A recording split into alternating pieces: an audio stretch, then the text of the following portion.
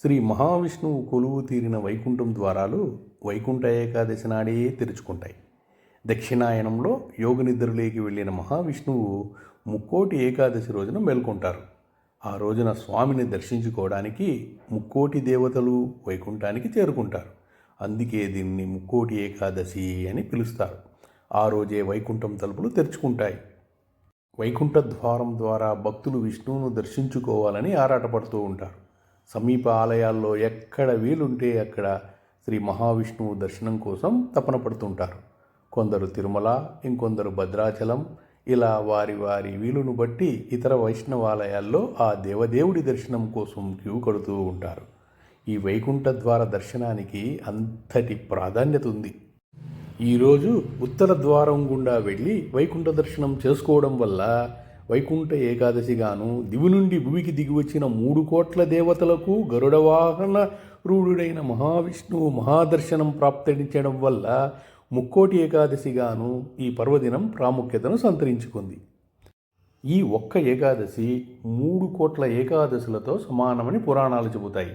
ధనుర్మాసంలోని ఈ ఏకాదశే సంవత్సరంలో వచ్చే ఇతర ఏకాదశుల కంటే మహావిష్ణువుకు అత్యంత ప్రీతికరమైనది. ఇక ఈ వైకుంఠ ఏకాదశి నాడు వైకుంఠ ఏకాదశి వ్రతం ఆచరించిన వారికి శుభ ఫలితాలు కలుగుతాయని భక్తులు నమ్ముతారు. వైఖానసుడనే రాజు ఈ వ్రతాన్ని ఆచరించి నరకబాధలు అనుభవిస్తున్న పితృదేవతలకు విముక్తి కలిగించాడని పురాణాలు చెబుతున్నాయి. వైష్ణవ ఆళ్వారులలో శ్రీ నమ్మాళ్వారులు ఈ రోజున ప్రమోదించడం వల్ల శ్రీ వైష్ణవులు అత్యంత భక్తి శ్రద్ధలతో ఈ ఏకాదశి వ్రతాన్ని సూచిస్తారు. ప్రసిద్ధ వైష్ణవ దేవాలయాలతో సహా తిరుమల శ్రీ వెంకటేశ్వరుని ఆలయంలోనూ ఉదయం నుంచి ప్రత్యేక ఉత్తర ద్వార దర్శనం ఉంటుంది. దీనినే వైకుంఠ ద్వార దర్శనం అని కూడా అంటారు. సూర్యుడు ఉత్తరాయణ పుణ్యకాల ప్రవేశానికి ఉత్తర ద్వారం శుభ సంకేతకమని పండితులు చెబుతారు.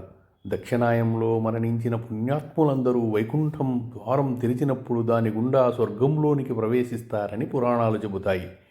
దేశవ్యాప్తంగా 108 వైష్ణవ క్షేత్రాల్లో ఉత్తర ద్వార దర్శనం ఏర్పాటు చేస్తారు. ఈ దర్శనం కోసం ఆలయాలకు భక్తులు పెద్ద ఎత్తున వెళతారు. ఈసారి ఈ వైకుంఠ ఏకాదశి జనవరి 10వ తేదీ శుక్రవారం నాడు వచ్చింది. ఏకాదశి రోజు విష్ణు సహస్రనామాలు లేదా భగవద్గీత పఠనం చేయడం విశేష ఫలితాలను ఇస్తుంది. ఈరోజు ఉపవాసం ఉండడం వల్ల శరీర శుద్ధి మాత్రమే కాకుండా ఆత్మశుద్ధి కూడా కలుగుతుందని పురాణాలు చెబుతాయి. ఈ ఉపవాసము మానసిక నిబద్ధతతో చేయాలి. ఈ పవిత్రమైన రోజున మీ జీవితంలో ఆనందం, ఆరోగ్యం, శాంతి మరియు భక్తిభరితమైన క్షణాలు నిండాలని, ఆ శ్రీమన్నారాయణ ఆశీర్వాదం మీతో ఎల్లప్పుడూ ఉండాలని కోరుకుంటూ వైకుంఠ ఏకాదశి శుభాకాంక్షలు.